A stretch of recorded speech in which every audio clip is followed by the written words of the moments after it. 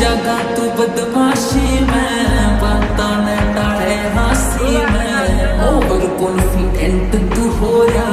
मौत में लिखवा के